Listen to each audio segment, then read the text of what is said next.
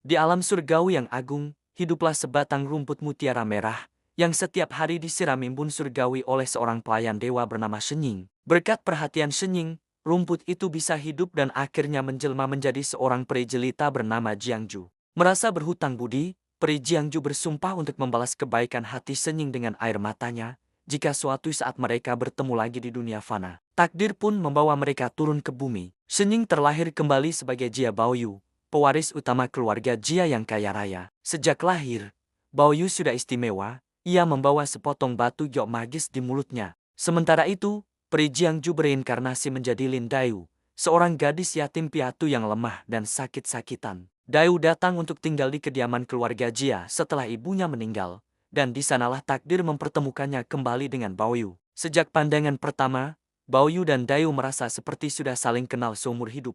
Mereka menghabiskan hari-hari bersama, membaca puisi, melukis, dan berbagi pemikiran yang mendalam. Ikatan mereka bukan hanya sekadar cinta, melainkan hubungan jiwa yang telah terjalin sejak kehidupan sebelumnya. Baoyu, dengan sifatnya yang sensitif dan membenci aturan-aturan kaku, menemukan pelipur lara dalam kecerdasan dan kerapuhan Dayu. Sementara Dayu, yang selalu merasa kesepian, menemukan kehangatan dan pengertian dalam diri Baoyu. Namun, di tengah keindahan hubungan mereka, hadir pula Zhu Baochai, seorang kerabat lain yang juga tinggal di kediaman Jia. Baochai adalah gambaran wanita ideal pada masanya, cantik, tenang, bijaksana, dan pandai bersosialisasi.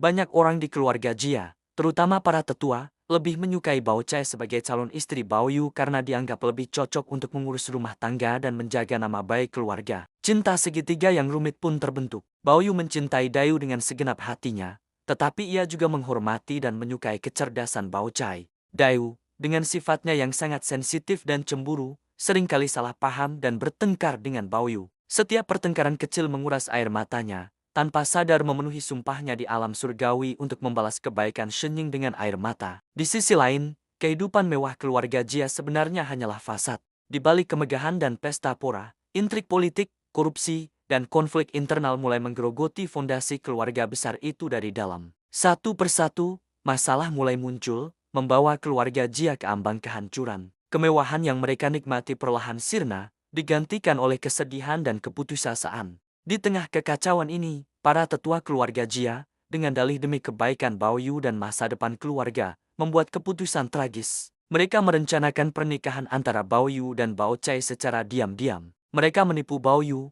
membuatnya percaya bahwa ia akan menikahi Lin Dayu yang sangat ia cintai. Baoyu, yang saat itu sedang dalam kondisi kurang sehat, menyetujui pernikahan itu dengan penuh sukacita. Pada hari pernikahan, saat Baoyu membuka cadar pengantinnya dan menyadari bahwa wanita di hadapannya adalah Baochai, bukan Dayu, dunianya seakan runtuh.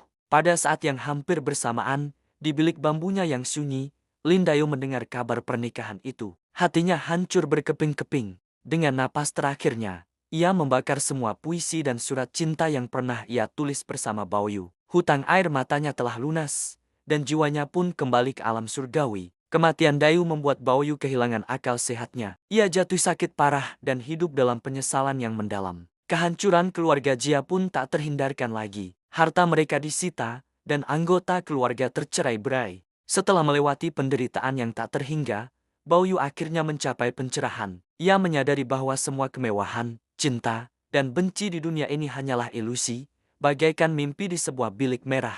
Pada akhirnya, Jia Baoyu meninggalkan semua kemelekatan duniawi. Ia meninggalkan keluarganya, meninggalkan istrinya Baochai, dan menjadi seorang biksu. Ia melepaskan batu giok magisnya, simbol dari takdirnya di dunia fana, dan kembali ke asalnya yang sejati. Kisah impian di bilik merah adalah sebuah cerminan tentang kefanaan hidup, tentang cinta yang tak sampai, dan tentang takdir yang tak bisa dihindari. Sebuah mimpi panjang yang indah namun pada akhirnya harus berakhir. Terima kasih sudah menonton. Jangan lupa untuk subscribe dan bagikan video ini jika kalian menyukainya. Sampai jumpa di cerita berikutnya.